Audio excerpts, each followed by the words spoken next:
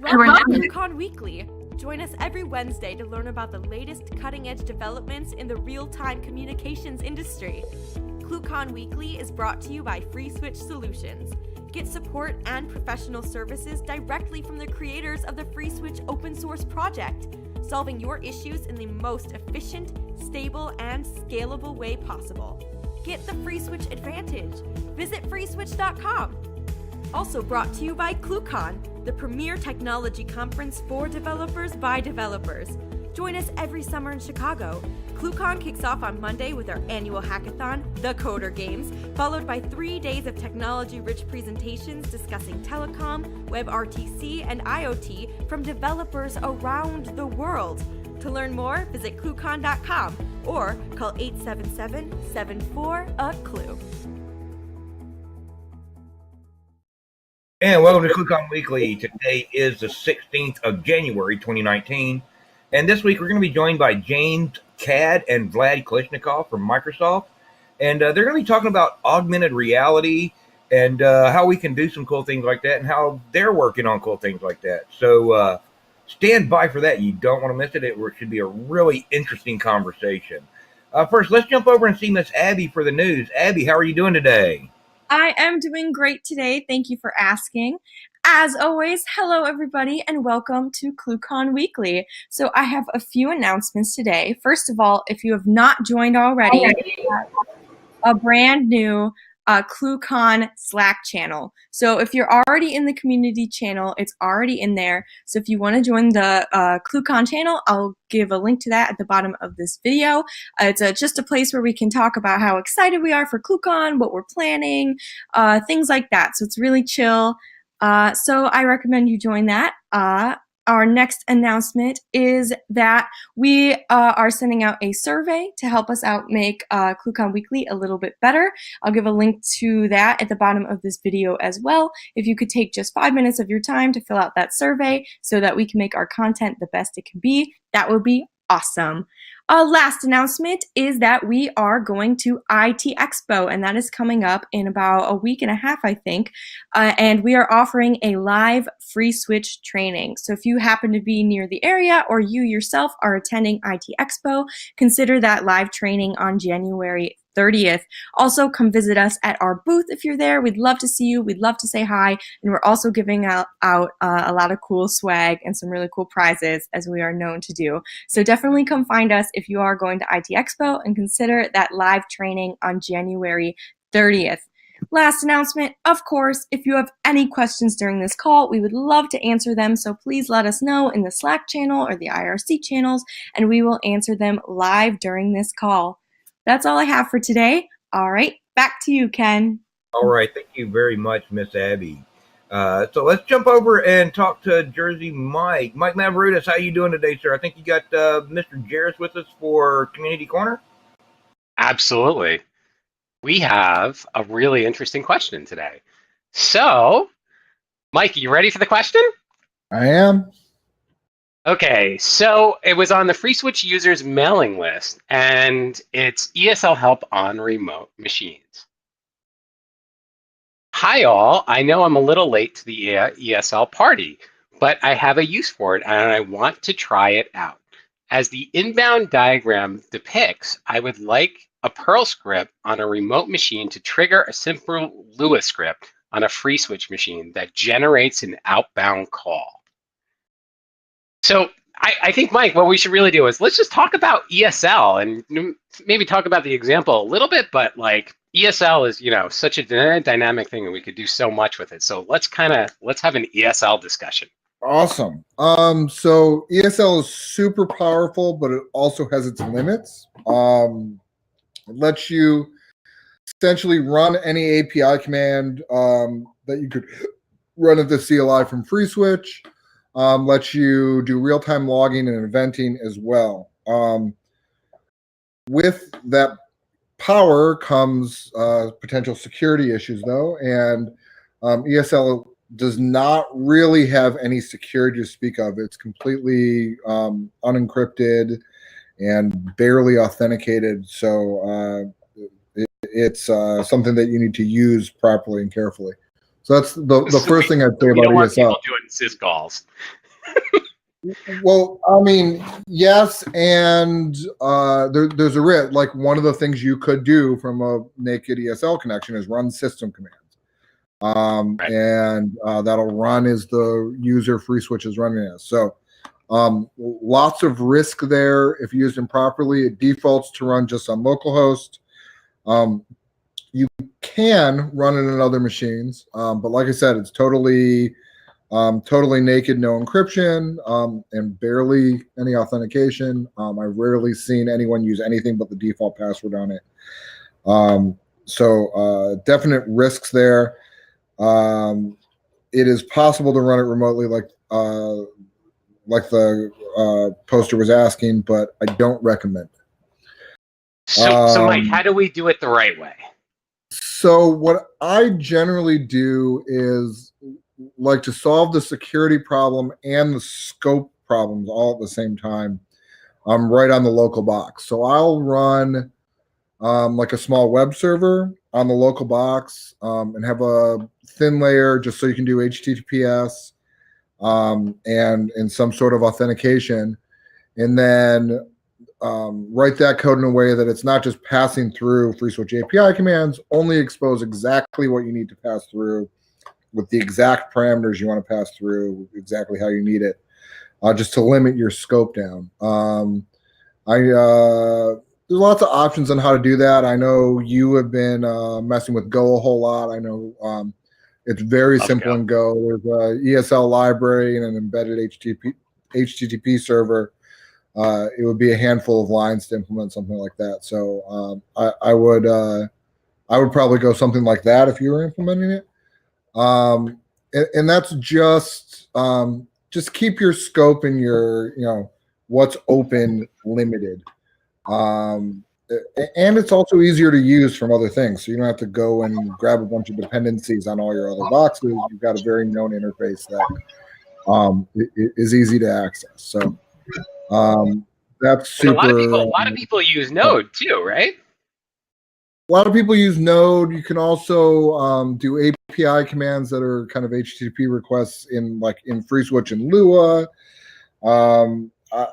I'd like to use kind of the simplest piece depending on your architecture. So if you already have a web server running, not a big deal. Just run it off of that. But if you don't, something Python and Node and Go all have pretty simple ways to instantiate a little web server that'll just take those requests. So easy to deploy along with your FreeSWITCH and keep things nice and isolated. Yeah, it's amazing. You could just do it in a couple of lines of code in pretty much all those languages. It's unbelievable how far it's all come. So that's how I would implement those. In general, never want to use that across boxes. You can set up SSL tunnels. You can limit it by IP and things like that, but it should be by far the exception, not the rule. So what are the options that we have? We have synchronous, we have asynchronous. Like how should we use those in conjunction with these? As far as how event socket works, so there's kind of event socket has a bunch of different modes. You've got inbound and outbound. So inbound event socket is you make a connection to FreeSWITCH. Outbound event socket is a call comes in, you run the socket app, and it makes a connection out to you that's just for that call.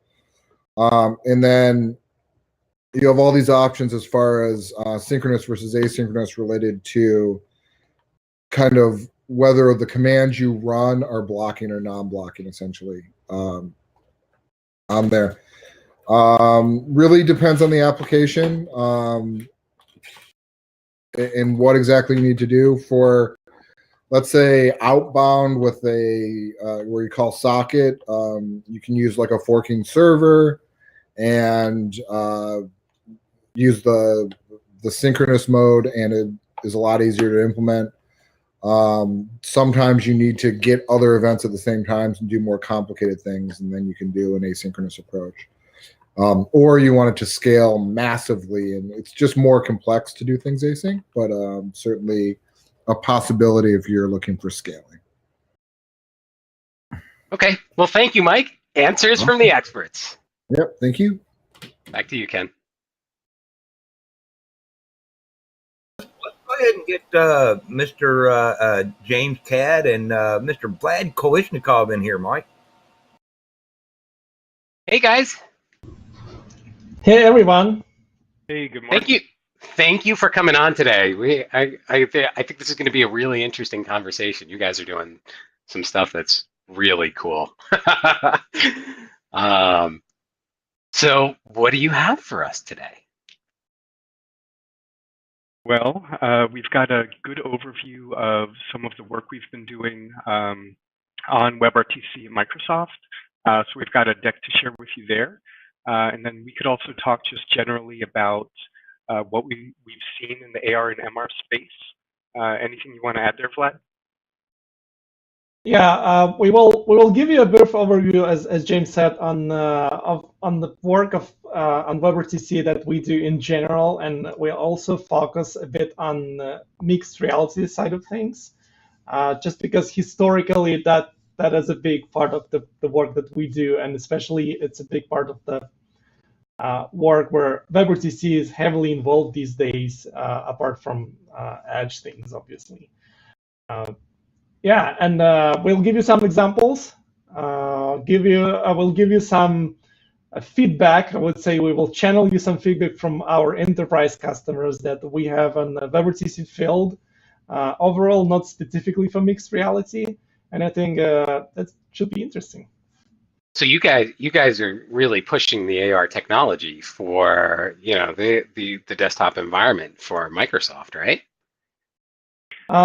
Not specifically for desktop. What we develop, we call it mixed reality, which is essentially a mixture of the physical reality and augmented reality, as everyone knows it. So like if you take augmented reality, it's about augmenting virtual objects on top of the reality without interacting with this physical objects too much. There's virtual reality when you have everything virtual, so you don't interact with physical objects with the exception of controllers, right? It's like if you think about VR controllers. And what we do is mixed reality, because our headset, speaking about HoloLens in this case, is heavily equipped with sensors that basically these sensors convert what you see around you, your physical space, into digital representations. So your application can actually interact with that, and you can put what we call holograms, of those virtual objects, as if they were in real world. That's what we call mixed reality. And historically, it started with the HoloLens. I believe it was in 2015 the announcement went out. And since then, we call it mixed reality, and kind of, even though there was quite a bit of resistance in terms of accepting this term, now Magic Leap is heavily using it too. So hopefully the world will eventually switch to this term as a broad thing versus just augmented reality. So this is the type of things that when we watch movies, and the guys are taking little screens and moving them around. This is what we're talking about. Exactly. Yeah, that's awesome. You're referring to that what's his name? Tom Cruise movie. Do you remember the name of the movie? Yeah, I've seen a couple movies. Yeah, that's what we're talking about, but just in real life, right? Not So it's Star Trek technology today, basically, right? Yeah, and surprisingly or unsurprisingly, I guess, for this community, WebRTC is playing a huge role in that. And so you're building some of this out for the enterprise. So there are this is a real reality. Exactly. So James, do you want to move to the content? Yeah, sure. We can switch over to the deck. Excellent. Ready. And you're gonna tell me when the slides. Here we are. Okay, good. So next slide. Okay, so today it's worth pointing out that we're talking about native applications on Windows and Azure. We'll talk a little bit more about what that means, but people have historically thought about Win32 or .NET apps as being native Windows apps. Today, that is called the Universal Windows Platform, and those are the apps that run natively on any Windows 10 device, and that includes desktop, Xbox, the HoloLens, Internet of Things devices like the Raspberry Pi, as well as newer ARM64 mobile laptops that are always connected. Next slide. So what it's worth saying we're not talking about today is anything related to Edge. So people may have heard the recent exciting Edge announcement that we're moving to a Chromium code base, but any questions related to that should be directed to the Edge team because that's a different group at Microsoft. So what is the Universal Windows Platform? It is essentially an API surface that started out in Windows 8 as something called WinRT, if you've heard of that. That language surface is language agnostic, so you can program to it in C++, C#, JavaScript, Python, or any other supported language. And so essentially what we wanted to do was take Google's Win32 WebRTC stack, this was about 4 or 5 years ago, and port that to UWP so that native Windows 10 apps had access to the full, complete Google code base of WebRTC functionality. So we completed that work about 3.5 years ago. Since then, we've been keeping it current. It includes all of the codecs and all features that you would expect in the Chromium code base. So it's got things like simulcast and SVC. It includes the data channel. And we've actually taken all of that and optimized it for Windows devices. So for example, you might know that the Chromium code base uses direct show to render video. We moved that over to Media Foundation, which is more optimal from a power usage standpoint. We did some work to improve AEC and AGC for audio to the Wasapi pipeline, and numerous other things, some of them more minor, such as using safer versions of APIs that are available to Windows 10 Store apps. So next slide. Today we maintain that as a fork, available separately on GitHub, but we're currently working on merging that back to the official WebRTC repo. We've been discussing that with Google for some time, and I should say that we've got a philosophical agreement that we both want to get there, but the caveat is that we're largely following the public submission process. So it's the same thing anyone else has gone through when you go through review for a CL, and we're following that process. We're also going to add some UWP-specific changes into the SDK location of that repo. Google will be standing up UWP build bots there, and we'd like to thank Google for their collaboration. So Vlad, over to you. Yes, I can switch slides a bit early. So we also working on Unity plugin for WebRTC. In general, if you're a developer for any kind of mixed reality or virtual reality app, or just a game, which is a big deal these days, most of the developers are using Unity. And if you want to do any sort of communication, a real-time communication, and especially if we're talking about video and audio, then these days you don't have a good choice, because there are some gaming-specific plugins. There are some plugins for doing real-time data communication plus voice. But they're hard to use or they're expensive to use. And essentially, if you want to switch to an open technology, WebRTC is a great way to go. It just like seems obvious, but there is no good support for Unity. Fortunately, Google has an example of a plugin. They actually built a Unity sample, so that may be a starting point for many of us. But it's nevertheless, it's hard to use. It's just a basic way to start what we want to do. If we want to invest some time and resources into building a proper Unity plugin that is available across platforms, Windows, Android, and iOS.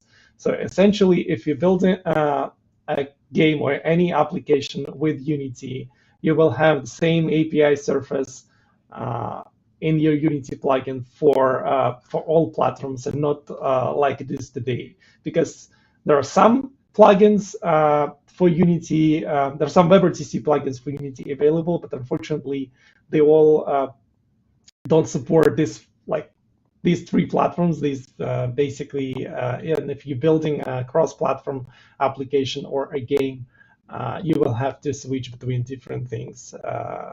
Not mentioning that all those plugins are paid and closed source. What we want to do is, if we want to make an open solution in all meanings. Back to you, James. So two other things we've been working on are integration with callstats.io. So we recently put out a blog post, and I'll put it here in chat, that demonstrates how to integrate callstats.io with a WebRTC UWP app. And that's pretty exciting, because applications we've seen like HoloLens can be difficult to troubleshoot call quality. And so we're hoping this helps everyone out. So we've got a sample based on the Peer Connection app, which is our canonical UWP sample that demonstrates that integration with callstats.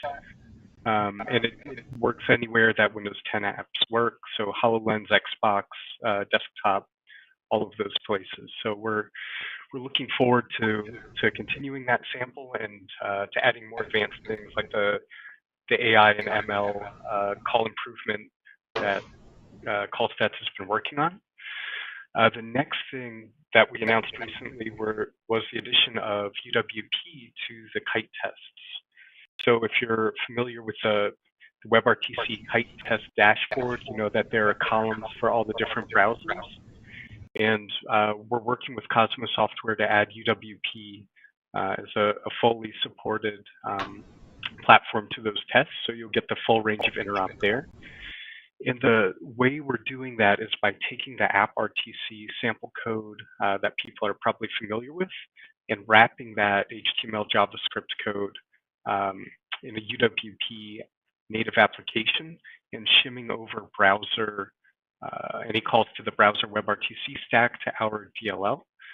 So there are some differences to be worked around, like no get user media, which is similar to Android, but we're going to work through those things and stand up the full range of kite tests. So back to you, Vlad. One more thing that we are working on that is actually close to be released on GitHub as a signaling solution. It's not like a system or any service that we are shipping on Azure. It's more like a reference architecture that you may use if you want to build what's called serverless signaling.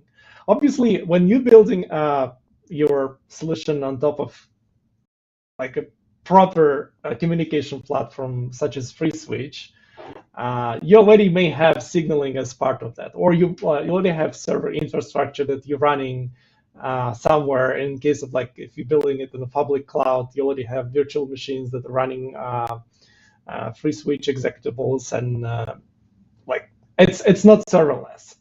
However, for some situations, especially if you're building something that is purely like peer-to-peer using Quotern, you may want have partially serverless solution, just in terms of managing this. Because for serverless, and especially if you're using Azure SignalR, you don't have to manage your infrastructure. You have somewhere virtual machines that are deployed for you, they're updated for you. They do what's called backplane when you're scaling it, geographically. They scale it out when you need it, when you have more users that current nodes can handle. So that's like if you just Google what serverless is, you'll probably learn it across many public clouds. So what we built, we just took a real-time messaging service, which is SignalR, and we built a solution on top of it. And essentially, what we're trying to achieve is to make it what we call people graph agnostic. So no matter how you authenticate, you may authenticate with Azure Active Directory or GitHub or Twitter or Facebook, and what you need is just to provide a way to impersonate the user and also check if the user is a member of a certain group. Once that's done, SignalR will handle the messaging both ways, and it's aimed to be real time, so it's a really efficient communication solution in general. And the main goal that we had creating it is to just provide like a simple way to create signaling when you're building like some sort of a prototype or just a peer-to-peer communication solution for WebRTC. Stay tuned. We're gonna share it very soon. And we're gonna switch into the main chunk of the presentation. And here you see three big scenarios that we working on, and particularly my team at Microsoft is working on. It's cognitive processing, cloud rendering, and remote assistance. We're gonna focus on the third one today as part of mixed reality experiences, but I just want to touch first to a bit. So cognitive processing is just the way you communicate, you transfer your real world data, such as video, audio, or depth data, all these point clouds that you capture with the sensors, to your machine learning models in the cloud. Because when you run your AI on the device, it's kind of easy to understand. It's relatively easy to provide the data to that model and get some results. When you run your AI in the cloud, that's a bit harder. And the majority of solutions that we have out there today are not very efficient in terms of delivering that data from end devices, from all these sensors that you may have around or on your devices to the cloud. So what we use WebRTC for is actually to establish an efficient communication channel between your devices and the cloud services. Second thing that we have an existing solution for is cloud rendering. We basically for devices that are not capable enough and not powerful enough for rendering like heavy 3D scenes, we say, why don't we render everything on like heavy GPU machines in the cloud, in Azure in this case, and just stream it as a video to those devices. And as a back channel from the devices, we're getting what's called device poses. So for any, let's say, imagine an iPhone with AR kit, and you render something that is super heavy, that iPhone will never ever render, in foreseeable future. So instead, you can send the pose of your device, the way you rotate and move it, to the cloud server, and the cloud server will render it and send back the video. So you will see that, heavy 3D model rendered on your device. That involves a lot of, real-time issues that we're gonna also touch when we're talking about remote assistance. And switching to remote assistance, I'll try to make all 4 videos playing now. So essentially, for remote assistance scenario or shared experiences scenario as a general name for that, we have multiple use cases. Let me go just one by one. First, it's left topmost one, where people with HoloLenses are talking next to like a little island. So basically, it's the same room shared experience. When you have multiple devices sharing the same island and a volcano hologram, the important part of that, there's no video and audio involved, obviously. There's basically only data involved. But the importance there is to keep this communication really real time, because anyone will notice, anyone wearing HoloLens in the same room will notice that if there is a delay, there is a latency between the head movement and the cloud movement on top of the head, you will immediately notice that. And you will notice it for the reason that all those clouds, let's say I'm a 4th person in the room and I'm looking at those 3 now, all those clouds and the island are getting rendered on my device. So these 4 devices, they communicate only the state of the scene and the state of each device, and the actual rendering happens on the user's device. So if the physical head is moving and the cloud is not moving as fast as the physical head, I will immediately notice that. So the real time and latency aspect are huge in this case. Going next to the top and the right video, you see a kind of hybrid version of that. There are some people within the same room and some remote people that are presented as avatars. That's again a similar solution. They're sharing same holograms, but they also, they also have a cloud part involved, which is maintaining the the shared state of this holographic objects. Like no matter what they collaborating, if it's a architectural design model or a mechanical model. Then let's switch. Let's go bottom. It's like right on the right side and the bottom. It's a shared experience between, in this case, Android, iOS, and the HoloLens device. Again, it's very similar to the first use case, with the exception that it's cross-platform. So again, we're using WebRTC for communicating between all those different devices, and the cross-platform nature of WebRTC is really important there.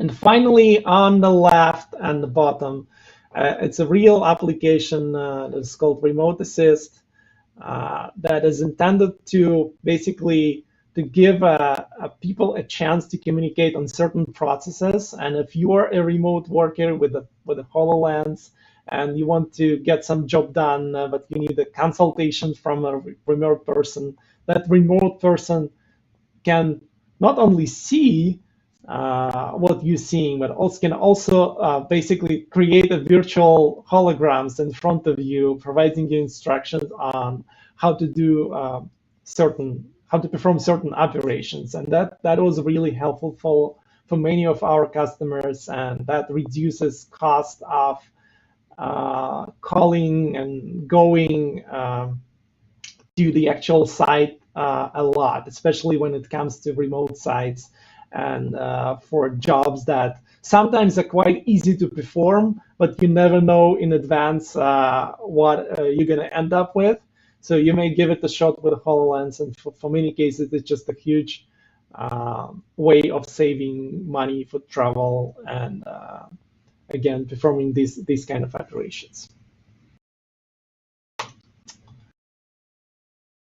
So if you think about the challenges that we face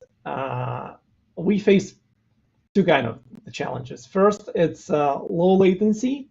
As I mentioned, for low latency for shared worlds is really important, and stream synchronization. For some reason, it immediately switches to this slide. So I can, let me try to.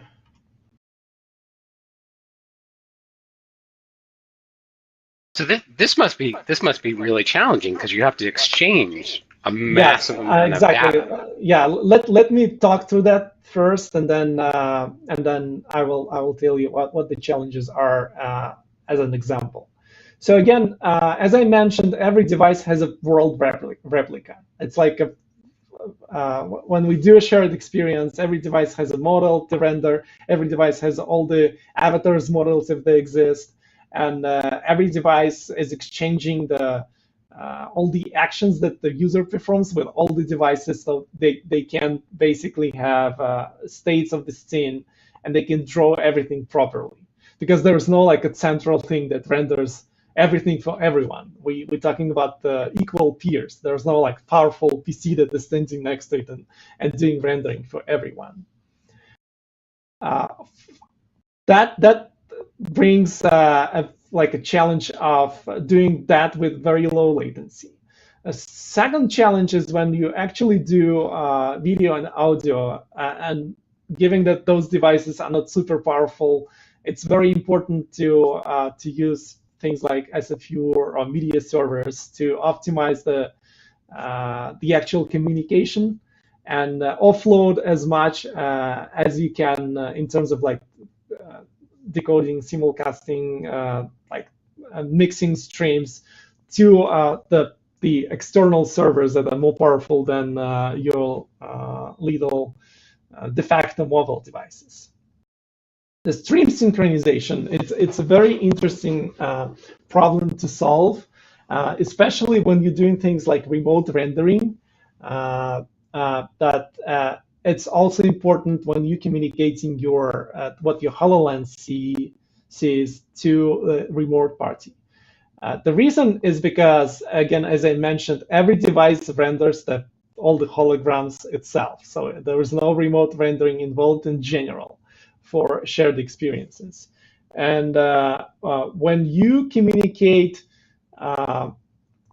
your device pose, like the obvious solution is to do it by a data channel. But unfortunately, data channels are not quite real time.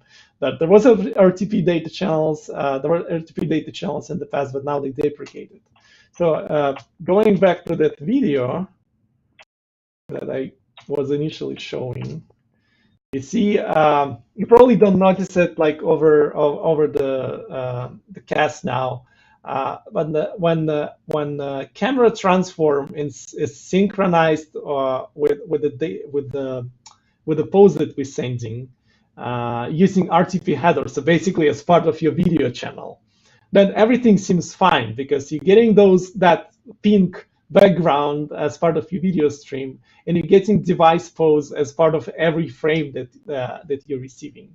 So you can render that cube hologram properly. When you do it by data channel, that's not quite as good as using RTP header, because the data channel is always a bit unsynchronized with the video.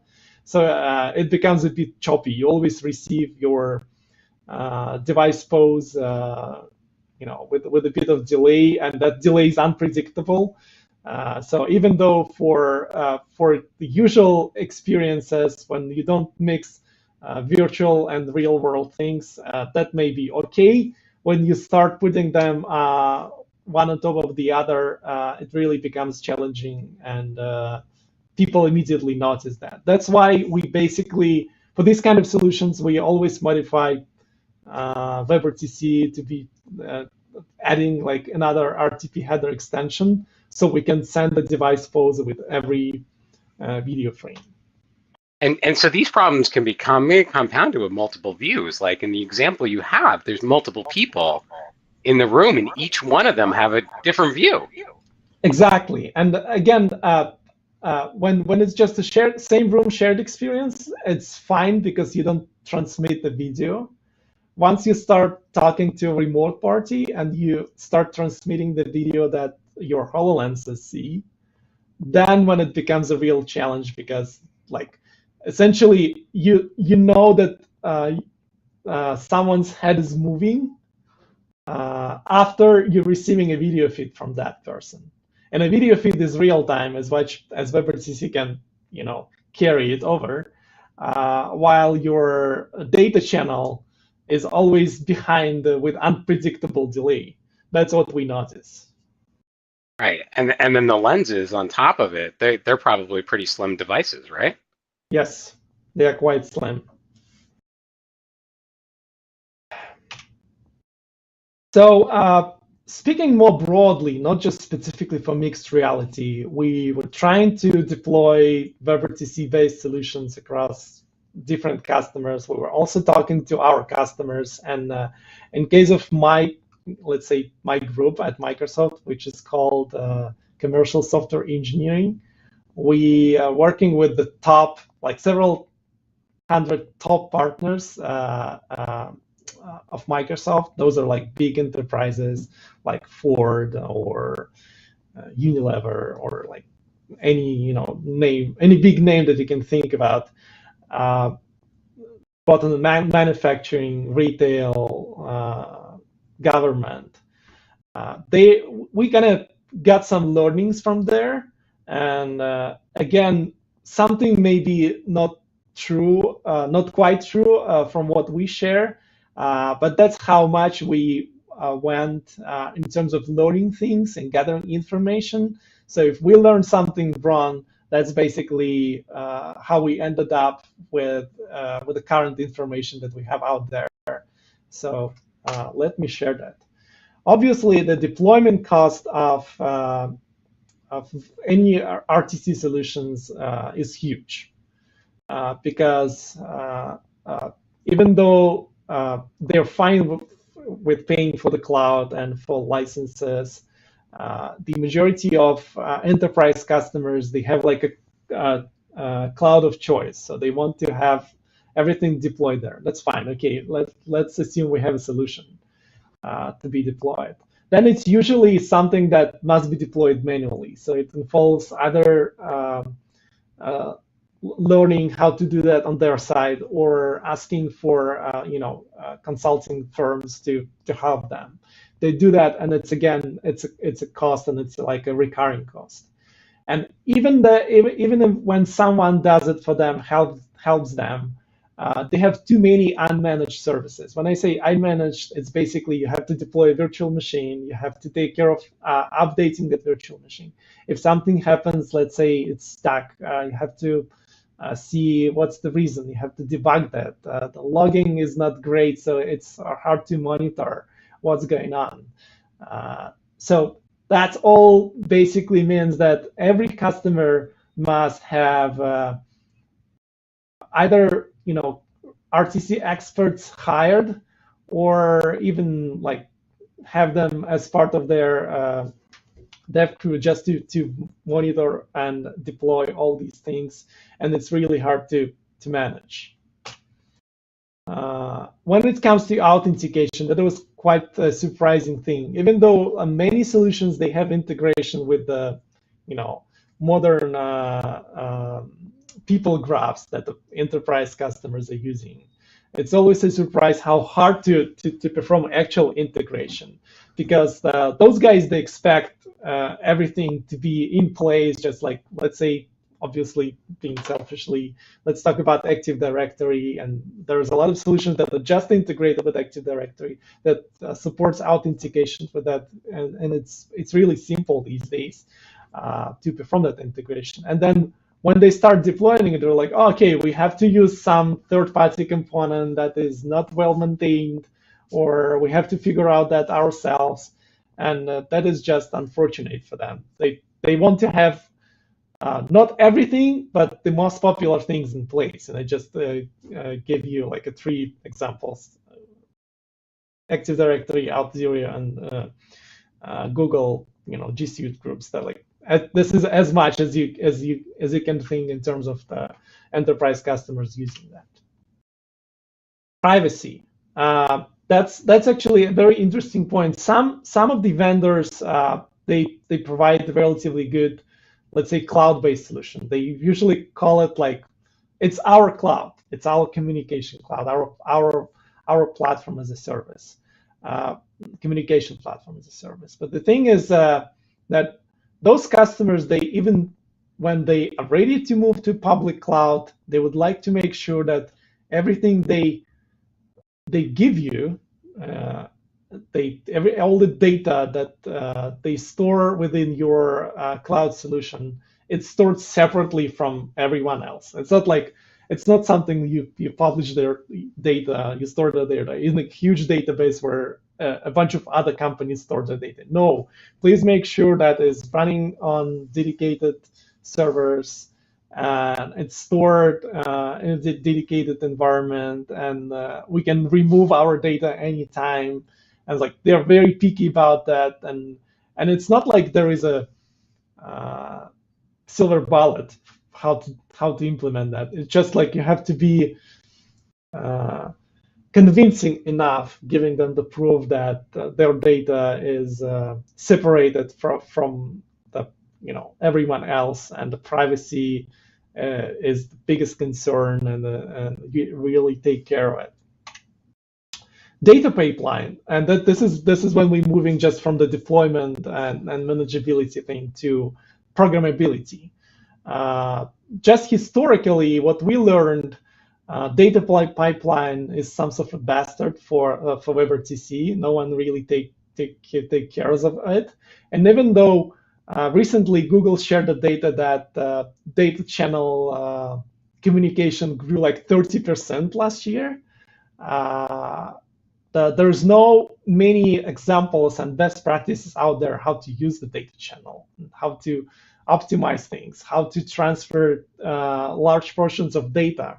There are some things, if you search really hard, but if you compare it with the video and audio, that's like not even there, like in any terms.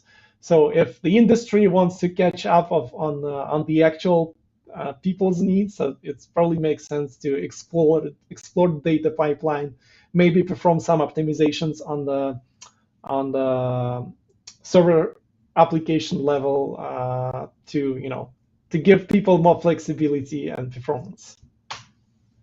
And finally, at last but not least, as people say, it's cross-platform app frameworks. When you do WebRTC and you step out of the browser, you're screwed, because the multi-platform frameworks are not there. Every time you approach the WebRTC on another platform, it's just very hard. Not mentioning that it's very hard to build, that's fine. But even just to perform basic tasks and initialize it in the proper way, use GPU acceleration, save the battery, it's all that people learning over and over again on every platform. And you must be a really, really WebRTC expert before you start making apps. No, I'm not talking about like building custom WebRTC pipelines. No, I wouldn't just use video and audio in my application using a cross-platform technology. And if that application is running in the browser, it's all fine. Browser will handle that for you. If it's a native app, then it's going to be hard. That's one of the challenges that we see. And even though but doesn't something like Unity kind of like address that, or no? No, Unity doesn't address that at all in terms of the communication. Unity doesn't expose any WebRTC APIs. There are some companies that provide the frameworks. They provide even like libraries for different kinds of applications on different platforms. Let's say iOS frameworks, Android frameworks. But then on the same time, they lock you to their solution. It's like, okay, if using my library, you're going to use my signaling, my backends, and everything that is mine, which is understandable given the investments they made. That it's surprisingly bad in terms of the number of community members that are working in this space in comparison with the other technologies. The community is huge, but there's not many native solutions out there that are available for everyone, that is flexible and robust enough. So this is where kind of Signal R comes in, right? Exactly. That Signal R comes in, and actually going a bit forward, this is where Signal Wire will come in on the platform level, hopefully, right? So when we're kind of building end-to-end solution, having APIs first in mind, right? So like I'm building, like this is when you start building a communication platform, having developers in mind first, because from the user perspective, we kept thinking about that for years now, while developers are always struggling building stuff without becoming RTC experts first. That's the view that we currently have, given the data and the code that we were able to reach and people we were able to talk to. James, back to you.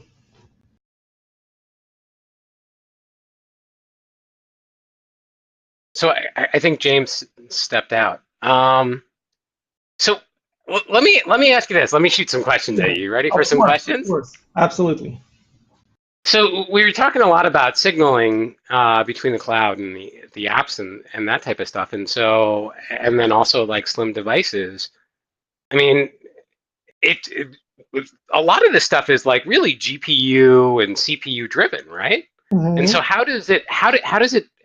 what are the real challenges when it comes to, having it work on something like this, or, having that thing, having the HoloLenses and that type of stuff? Oh, that's one of the things that James's team was actually heavily working on as GPU usage. One of the first thing they did, they made sure that WebRTC is using GPU based encoder and decoder for H.264. That was a big challenge initially, because on WebRTC everything was on CPU. So once you do this on CPU, it may be fine even if your device is performant enough, but you're going to drain your battery quite fast. Like if we're talking about the mobile phone, your battery will be dead very soon. And users we see that very frequently in RTC. Yeah, we see that very frequently, but with WebRTC on UWP, it's actually not the case, because the GPU vendors, thankfully, and the silicon vendors, they invested quite a lot into accelerating codecs on their hardware, and H.264 is just one of the examples we have for that, and that actually gave us a lot of the optimizations on the battery side, not just for the performance. And that what we use in HoloLens as well, and that gives us it is actually the only way to run it on HoloLens, because if you run WebRTC on HoloLens just on the CPU, that you will probably not be able to do anything else about this communication. And you remember, we want to render something on top of the communication. So that was really crucial for us. So I remember the first time I actually saw a HoloLens in person, and I was almost afraid to put it on. and just having the first interaction with it, it was amazing. And so the thing is, they've been around for a little bit. They've been around for a couple of years, right? But they haven't. It hasn't hit like massive mainstream, right? Mm-hmm. When do you think it's gonna hit massive, like hit the masses? Like when do you think everyone's gonna, have like a little pair of sunglasses out front? Hardware-wise, it's still the way to go, just because the cost is very high, and the production cost is very high, and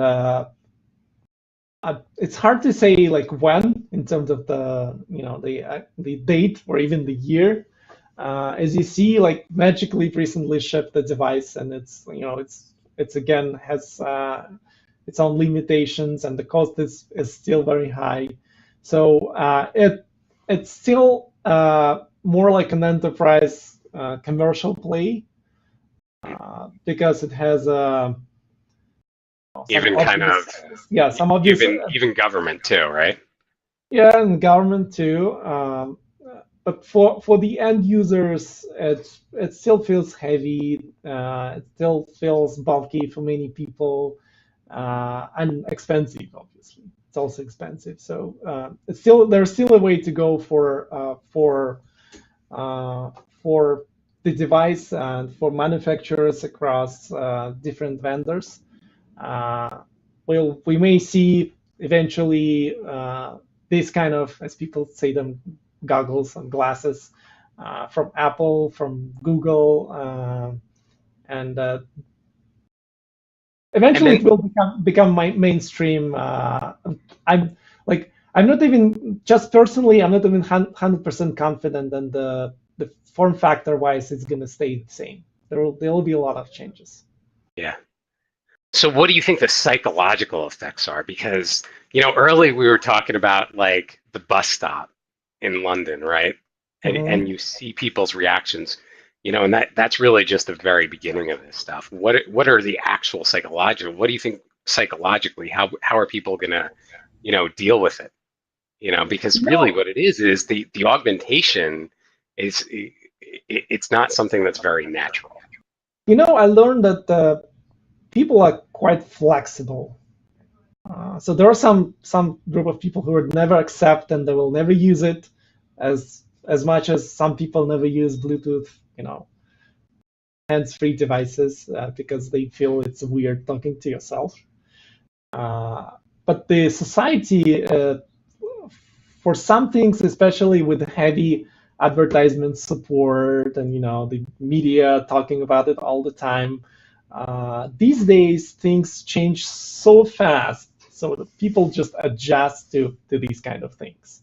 They once the media supports it, media provides some sort of a positive reaction, and they see other people excited about this, they just become okay with these kind of things, and eventually they want to try cool stuff, right? And things like Snapchat and Instagram. Those are good examples of something that was initially might look like a weird thing, but now everyone is just cool, and politicians use it, and you see it all around just because